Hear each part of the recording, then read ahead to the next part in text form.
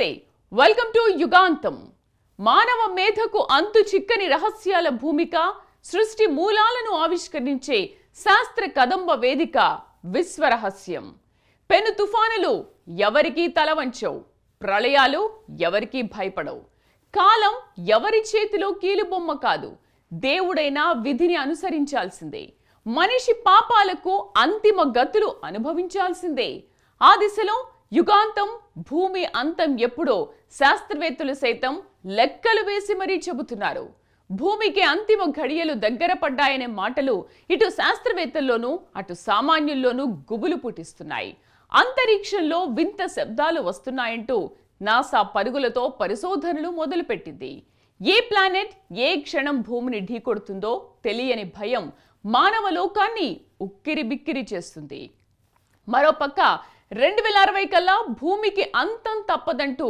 ప్రచారాలు జరుగుతున్నాయి నిజంగా భూమికి అంతం తప్పదా అంటే తప్పదనే శాస్త్రజ్ఞులు చెబుతున్నారు నేటి విశ్వరహస్యంలో భూమికి అంతం ఎప్పుడో చూద్దాం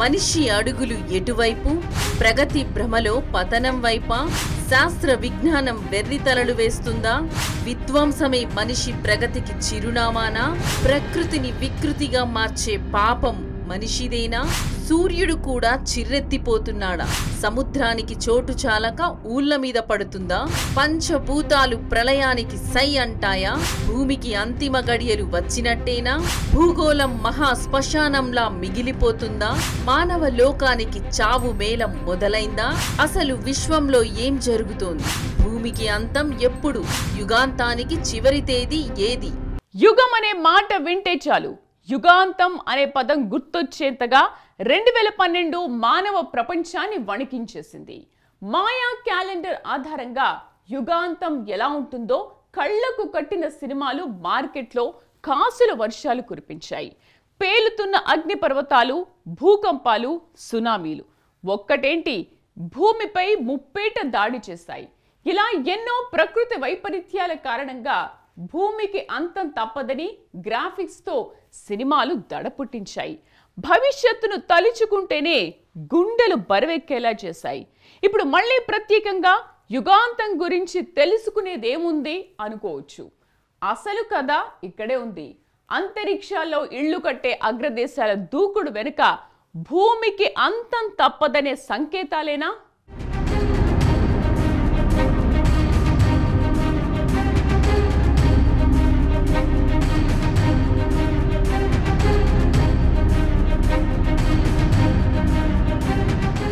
కాల గమనంలో 4 యుగాలున్నాయంటారు వాటిలో మూడోది ద్వాపర యుగం ఈ యుగం అంతమవ్వడానికి సరిగ్గా సంవత్సరం ఉందనగా ప్రజల జీవన సరళిలో పెను మార్పులొచ్చాయి యాదవుల మధ్య గొడవలు వచ్చి ఏకంగా యాదవరాజ్యం నశించేదాకా వెళ్ళింది శ్రీకృష్ణుడు భగవంతుడే కానీ ఏమీ చేయలేకపోయాడు ఎలాంటి శక్తులు లేని ఓ సామాన్య మానవుడిలా నిశ్చేష్టుడిగా నిలబడ్డాడు యాదవరాజ్య పతనాన్ని కల్లారా చూశాడు 18 అక్షౌహీనుల సైన్యంతో యుద్ధం చేసి ఓడించిన అర్జునుడి ధైర్యం శ్రీకృష్ణుడి దైవత్వం ఎందుకు కొరకాకుండా పోయాయి ద్వారకాలో శత్రువులు యాదవ స్త్రీలని దోచుకుంటుంటే ఆపలేక కృష్ణుడు చేతులెత్తేశాడు ఇది జరిగిన మర్నాడే ద్వారకా సముద్రంలో మునిగింది బోయవాడి వీళ్లుతో శ్రీకృష్ణుడికి మరణం సంభవించింది శ్రీకృష్ణుడి అవతారం చాలించడంతో కలి ప్రవేశించిన అంతిమ క్షణాలు ఒళ్ళు గగుర్పొడిచే విధంగా ఆఖరికి తన వాళ్లకు తన పార్థివ దేహం కూడా దక్కలేదు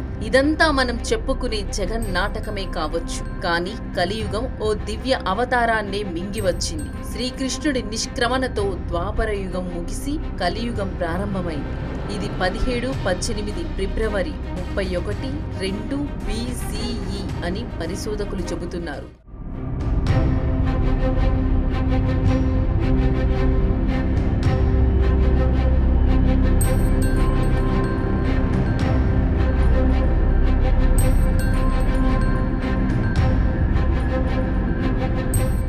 కలియుగంలో ప్రపంచం నలువైపులా ఎటు చూసినా దగ పగ జాత్యాహంకారాల సెగ, హోదాలు ఆర్భాటాలు గొప్పలు అధికార కాంక్షలు ధన పిపాసలు, దేశాల మధ్య వార్లు అనుయుద్ధాలు బయోవార్లు, మానవాళికి అంతుపట్టని రోగాలు, మారణ హోమాలు, విలాసాల కూపంలో పాపాలు, హత్యలు, అత్యాచారాలు, పొల్యూషన్, గ్లోబల్ వార్మింగ్, మారని మనిషి నైజం ప్రపంచానికి శాపంగా మారుతుంది. ప్రళయమో విలయమో సౌర తుఫాన్ల రూపంలోనో ఊహించని అతిథిలా విరుచుకుపడుతుంది. మృత్యువు అమాంతం కబలించేస్తుంది. నమ్మకంగా కాలం కాటేస్తుంది. భూమిని జీవకోటిని మింగేస్తుంది. స్వార్థ జీవిని మట్టి పొరల్లో పాతరేస్తుంది. మనిషి లేని ప్రపంచాన్ని యుగాంతం రుచి చూపిస్తుంది. జస్ట్ వెయిట్ ద డే అని శాస్త్రవేత్తలు కూడా ఊరిస్తున్నారు. జీవకోటి లేని ప్రపంచం ఏర్పడడానికి ముహూర్తం దగ్గరలోనే ఉంది. అక్కడితో మట్టికి మనిషికి రుణం తీరినట్టేనా?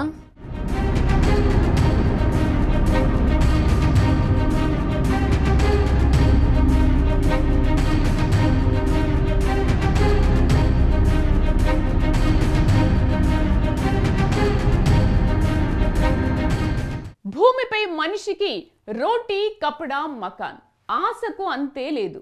కాస్ట్లీ విల్లాలు విలాసాలు, వీలైతే పాలిటిక్స్, కుదిరితే hero heroine, name and fame. Final గా మోక్షాన్ని మాత్రం మర్చిపోకు మిత్రమా. మీ ప్రార్థనలన్నీ పెండింగ్ లోనే ఉన్నాయి. మనిషి మాత్రమే లేడిక్కడ. వాడి కోసం వెలిసిన పుణ్యక్షేత్రాలు భక్తుల కోసం మౌనంగా నిరీక్షిస్తాయి. మనిషి లేని ప్రపంచంలో ఉండలేనంటూ దేవుడు కూడా మౌనంగానే నిష్క్రమిస్తాడు. మనిషే లేని భూమితో మనుషులను సృష్టించిన దేవుడికేం పని? కొత్త మానవ లోకాన్ని క్రియేట్ చేయడానికి తపస్సు చేయాల్సిందే. దేవుడా, ఈసారి మర్చిపోకు. భూమిపై నీ క్రియేటివిటీ ఇంకా బలంగా ఉండేలా చూసుకో అంటూ భౌతిక ప్రపంచం ఎర్త్కి డెడ్ లైన్ ఇస్తే మనిషికి ఎండ్ కార్డ్ పడినట్టేనా?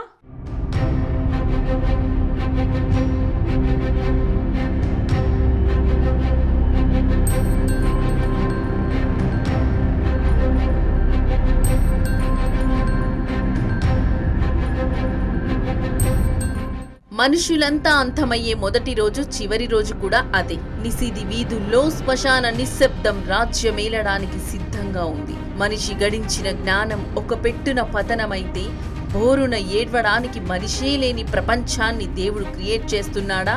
మనిషి దైవాన్ని ప్రకృతిని హేళన చేసిన విశృంఖలత్వపు ఫలితాన్ని పంచభూతాలు ఎప్పటికీ అనుభవిస్తాయి. కుప్పలు కుప్పలుగా పోగుబడ్డ కెమికల్స్ భూమిని ఈజీగా వదిలేలా లేవు. పేలుతున్న అటామిక్ స్టేషన్లు, కరుగుతున్న ధృవాలు, తీరం దాటుతున్న నదులు, సముద్రాలు మనిషి లేని ప్రపంచం కోసం, యుగాంతం కోసం రన్ మార్థాన్ చేయడానికి సిద్ధంగా ఉన్నాయి. భవిష్యత్తులో ప్రకృతిపై కర్రపెత్తనం చేసే కేటుగాడు ఇక కనిపించడు.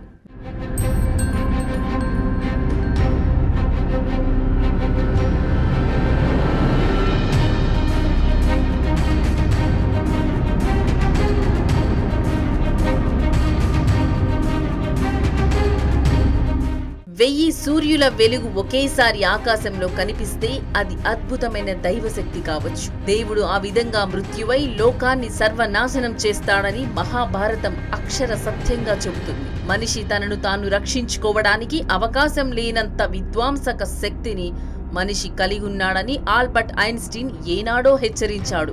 గ్రావిటీ థియరీని చెప్పిన న్యూటన్ పరిశుద్ధ గ్రంథం ఆధారంగా 2060 కల్లా ఖచ్చితంగా యుగాంతం అవుతుందని తన లాగ్ బుక్లో రాసుకున్నాడు. ప్రకృతి రహస్య శాస్త్రాన్ని మనిషి తెలుసుకున్నాడు.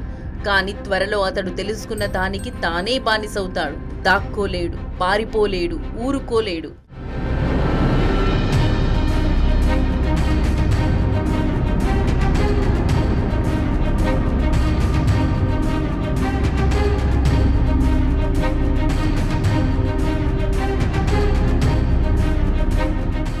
మనిషి సృష్టించిన యంత్రాలు, ఆయుధాలే మానవ వినాశనానికి ముందు వరుసలో నిలుస్తాయి.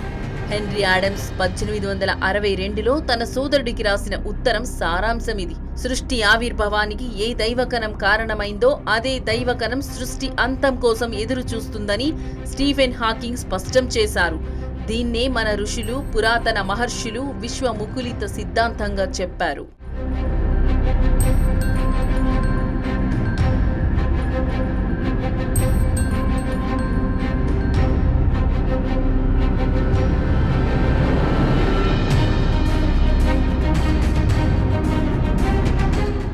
మరో 30 ఏళ్లలో ఇతర గ్రహాలపై ఆవాసాలకు అన్ని సిద్ధం చేసుకునే ప్రయత్నం చేయాలని స్టీఫెన్ హాకింగ్ ప్రపంచ దేశాలను హెచ్చరించారు. ఇవన్నీ నిజాలవ్వడానికి ఎంతో కాలం పట్టదని, పోయే వాళ్ళం ఎలాగూ పోతామని నమ్మకాల దుప్పటిలో ముసుగుదన్ని పడుకుంటున్న వాళ్ళు చాలా మందే ఉన్నారు.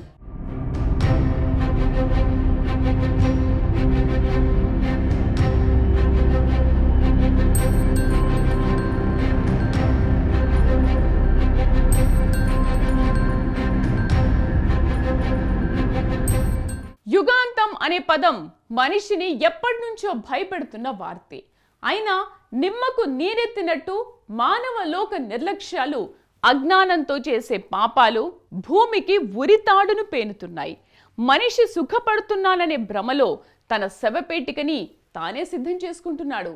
మనిషి అంతిమ యాత్రని మనిషే స్వయంగా చూడాలని తహతహలాడుతున్నాడు. ఇది వినడానికి విడ్డూరంగా ఉన్నా నడుస్తున్న చరిత్ర చెప్పే సత్యాలు వాటినే రుజువు చేస్తున్నాయి.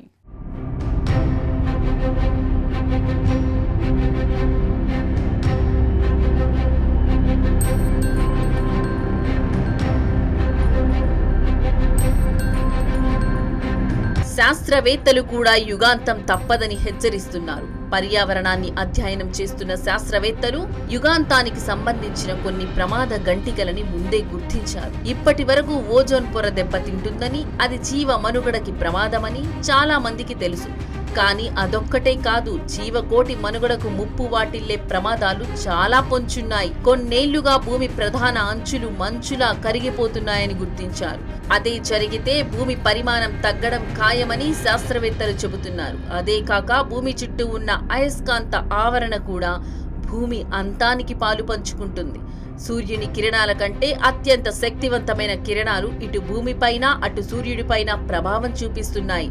ఎంతగా అంటే సూర్యుడి రూపురేఖలు కూడా పూర్తిగా మారిపోయేంతగా ప్రభావం చూపిస్తున్నాయి. సూర్యుడే భూమిని ఆకర్షించేంతగా ప్రభావం పెరుగుతుందని శాస్త్రజ్ఞులు తేల్చారు. ఇదే జరిగితే భూమి మీద ప్రాణవాయువు ఉండదు, మనిషి భూమి మీద బతికే ప్రసక్తే లేదని చెప్పారు.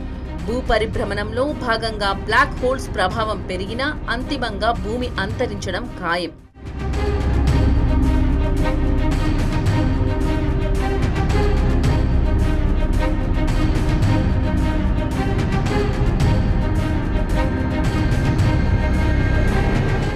భగవద్గీతలో భగవంతుడు లోకాన్ని నాశనం చేసే కాలాన్ని నేనే అన్నాడు. స్థితకారకుడైన విష్ణువే సృష్టి వినాశకుడవుతాడని వైదిక శాస్త్రాలు చెబుతున్నాయి. సమస్తాన్ని హరించేది హరుడు అంటే శివుడే సృష్టి విలయానికి కారకుడని శైవ గ్రంథాలు చెబుతున్నాయి. ఎవరేం చెప్పినా సృష్టి మొత్తం మీద పరిశీలిస్తే రెండు తత్వాలే కనిపిస్తాయి. ఒకటి మహాకాలుడు అంటే శివుడు, రెండోది శక్తి అంటే static and dynamic states of energy. ఇది తప్ప సృష్టిలో ఎంత వెతికినా ఏది కనిపించదని తంత్ర సిద్ధాంతం చెబుతోంది. సైన్స్ కూడా అదే విషయాన్ని స్పష్టంగా చెప్పింది.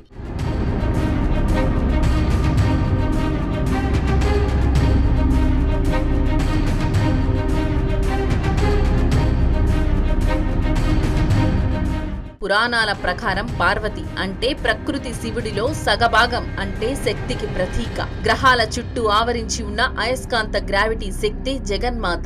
లోక రక్షణకు కాంతి రూపంగాను, విశ్వ వినాశానికి చీకటి రూపంగాను ఆవిష్కరించుకోగల శక్తి పార్వతీదేవిదన్నమాట. పార్వతీదేవి మరో రూపమే కాళి అంటే చీకటి అని అర్థం. ఆ కాళీదేవికి ప్రతీకలుగా అంతరిక్షంలో బ్లాక్ హోల్స్ నేడు ప్రతిబింబిస్తున్నాయి. ఏ శక్తి స్వరూపాన్ని లోక జననిగా మనం ఆరాధిస్తున్నామో అదే శక్తి పాప వినాశనానికి హేతువుగా నిలుస్తుంది. సృష్టి ఆవిర్భావానికి ఏ దైవకణం కారణమైందో అదే దైవకణం సృష్టి అంతం కోసం ఎదురు చూస్తుందని స్టీఫెన్ హాకింగ్ స్పష్టం చేశారు. దానికి ఇది మరింత బలాన్ని చేకూర్చుంది. నాసా అంతరిక్ష పరిశోధనల ప్రకారం చూస్తే లెక్క పెట్టడానికి వీలు లేనంతగా మిలియన్స్ లో బ్లాక్ హోల్స్ ఉన్నాయని గుర్తించింది. నోళ్లు తెరుచుకున్న ఈ బ్లాక్ హోల్స్ విశ్వాన్ని మింగడానికి సిద్ధంగా ఉన్నాయనేది నమ్మక తప్పని సత్యం.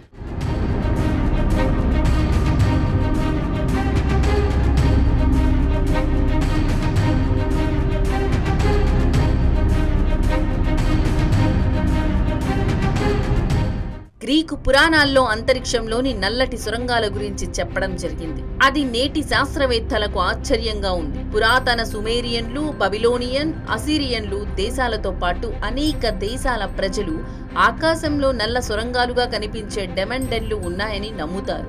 డెమన్ బర్డ్ అనే దెయ్యపు పక్షి నగాల్ దేవుని దూతగా ఆకాశంలోని నల్ల సొరంగంలో ఉంటుందని చెప్పడం ఆనాటి దివ్య పురుషుల ఆత్మ చైతన్యానికి నిదర్శనంగా నిలుస్తుంది.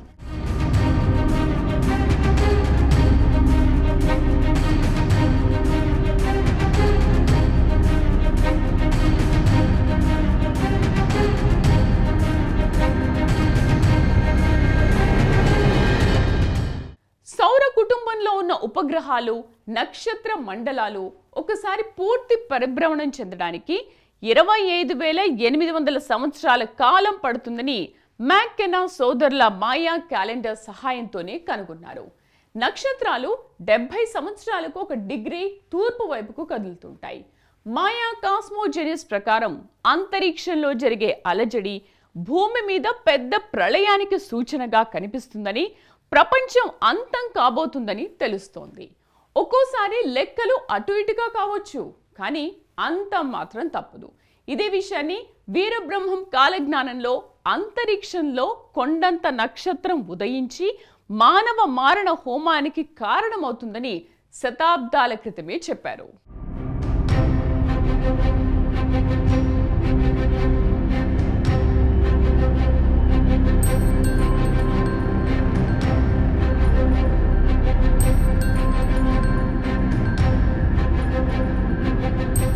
రెండు 2035 నాటికి భూమిపై శీతోష్ణ స్థితిలో అనూహ్య మార్పులు చోటు చేసుకుంటాయి. మంచు కొండలు వేగంగా కరిగిపోతాయి. దీంతో సముద్ర మట్టం పెరుగుతుంది. వాతావరణంలో తీవ్రమైన మార్పులు, ఊహించని సంఘటనలు జరుగుతాయి. జీవ వైవిధ్యానికి నష్టం వాటిల్లుతుంది. పర్యావరణ వ్యవస్థల్లో మానవ సమాజాలకు అంతరాయాలు ఏర్పడతాయి. కోలుకోలేని విధంగా మానవ సమాజం దెబ్బతింటుంది.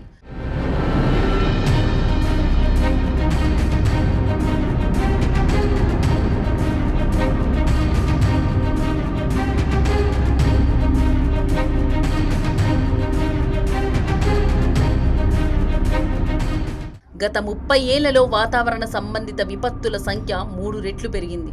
2006, 2016 మధ్య ప్రపంచ సముద్ర మట్టం పెరుగుదల రేటు దాదాపు 20వ శతాబ్దంలో ఉన్నదానికంటే 21వ శతాబ్దంలో 2.5 రెట్లు వేగంగా ఉంది.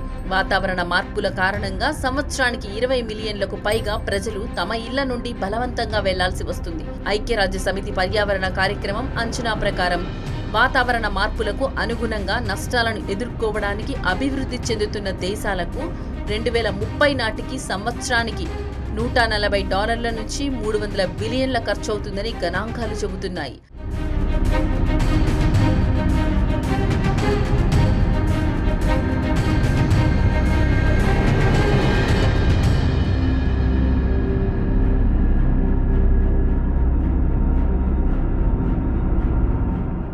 విచిత్రం ఏంటంటే యుగాంతం ఎప్పుడు జరుగుతుందనే దానిపై ఇప్పటి వరకు స్పష్టమైన ఆధారాలు లేవు.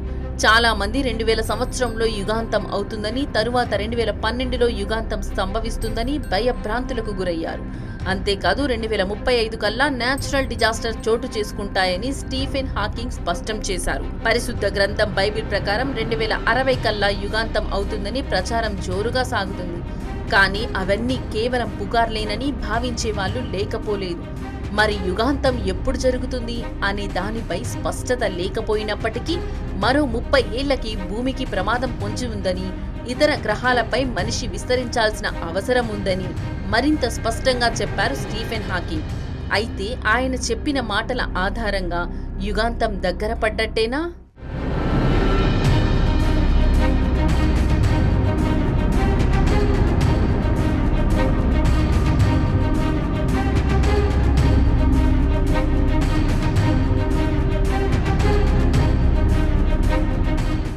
మనిషి రసాయనాల ప్రభావాన్ని పెద్దగా పట్టించుకోవడం లేదు. కానీ న్యూక్లియర్ రియాక్టర్లు, బాంబుల కోసమో, కరెంటు పేరు చెప్పో భూమి మీద వెలిసిన అణు కేంద్రాలతోనే జీవరాశికి అసలు సమస్య. రేడియేషన్ రియాక్టర్లకు నలుదిక్కులా కొన్ని కిలోమీటర్ల దాకా ఏ ప్రాణి మిగలదు. మనుషులు ఉన్నప్పుడు ఒక్క చెర్నోబిలే ప్రపంచవ్యాప్తంగా కొన్ని వందల చెర్నోబిల్లు, ఫుకుషిమాలు అంతా వినాశనం కావడానికి ఎంతో దూరం లేదు. మనిషి లేకున్నా ప్రకృతికి మనశ్శాంతిగా ఉండకపోవచ్చు. Life is a journey. ఎవడి స్టేషన్ వస్తే వాడు దిగిపోవాల్సిందే. భూమి మీద ఎవరి సీటు ఇక్కడ రిజర్వ్ కాదు. కానీ భూమి మీద మనిషి చరిత్రకు మనిషే ఎండ్ కార్డ్ వేసుకోవడానికి సిద్ధపడుతున్నాడనేది అక్షర సత్యం.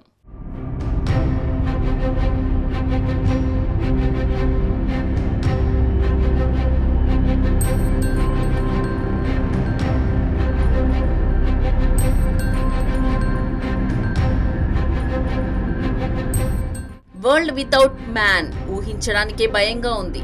తెలివైన జంతువుల కోసం తలుపులు తెరుచుకున్న సృష్టికి ప్రకృతి మాతకు మనిషి చేసిన గాయాలు గుర్తుకురావా? కాలచక్రం గిర్రున తిరిగి మళ్ళీ అక్కడికే వస్తే తన ఒడిలో ఉన్న జంతు జలానికి తెలివిని ప్రసాదించడానికి ప్రకృతి మాత రెడీ అవుతోందా?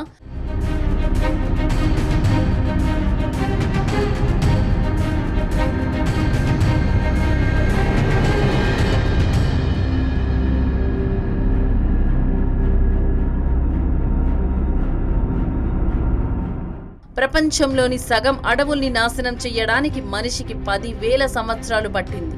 మనిషి కట్టుకున్న కాంక్రీట్ జంగళ్లు నేలకూలడానికి నేచర్కి ఒక్క క్షణం చాలు. ఇవన్నీ ఇప్పుడు కేవలం ప్రశ్నలు మాత్రమే.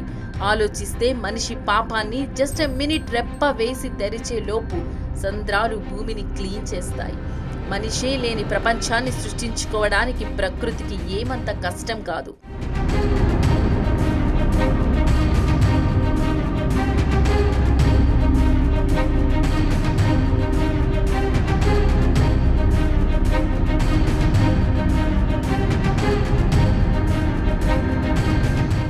మనిషి కట్టుకున్న కొన్ని అద్భుత కట్టడాలు నేలమట్టమవుతాయి. భూమి మీద ఉన్న మనిషి గుర్తులు ఏదో ఒక రోజు పూర్తిగా నాశనం అవుతాయి. కానీ అక్కడ అనంత విశ్వంలో మనిషి ఏర్పాటు చేసుకున్న మజిలీలో మాత్రం దానికి ఇంకొంచెం టైం పడుతుంది. చందమామపై అడుగుపెట్టిన మనిషి పాదముద్రలు, అక్కడ వదిలిన కార్, ఓ వీడియో కెమెరా ఇంకా ఉంటాయి. చంద్రుణ్ణి గుప్పిట్లో పెట్టుకున్నాడని విర్రవీగే అగ్రరాజ్యాలు పాతిన జెండాలు ఇంకా కనిపిస్తూనే ఉంటాయి. కానీ మనిషి మాత్రమే ఉండడు. అలాంటి రోజు ఒకటి వస్తే బహుశా అదే మనిషికి చివరి రోజేమో.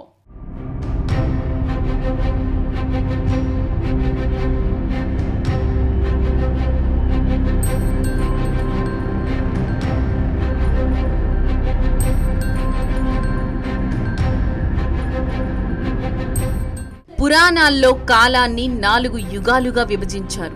వాటిలో తొలి యుగాన్ని కృతయుగం అంటారు. శాస్త్ర ప్రకారం కృతయుగం అంటే 4 రెట్ల కాలం అని అర్థం. త్రేత అంటే 3 రెట్ల కాలం అని అర్థం. ద్వాపర అంటే 2 రెట్ల కాలం అని అర్థం. వీటన్నింటికంటే తక్కువ ఆయుష్కాలం కలిగింది కలియుగం. ఇది 4,32,000 సంవత్సరాలుగా మన పురాణ హైందవ పంచాంగ గణాంకాలు వివరిస్తున్నాయి. వైవస్వత మన్వంతరం ప్రకారం ప్రస్తుతం 5,018వ సంవత్సరం నడుస్తుంది. అంటే కలియుగంలో 4,26,882 సంవత్సరాలు గడిస్తే కానీ యుగాంతం కాదు. అయితే యుగాంతం ప్రారంభం సూచనలు అనేవి ప్రకృతిపరంగా మానవుని లోకానికి ఎదురవుతుంటాయి.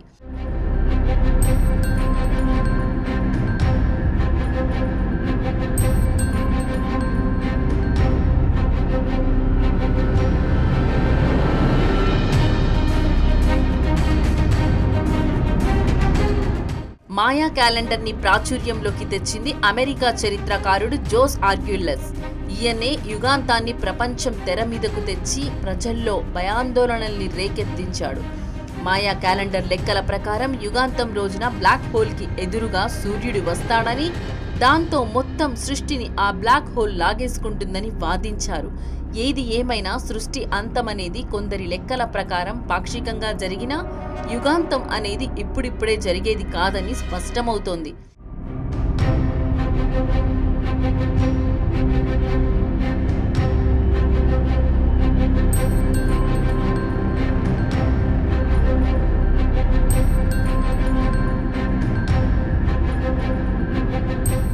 ఇక రాబోయేది మనుషులు లేని ప్రపంచం.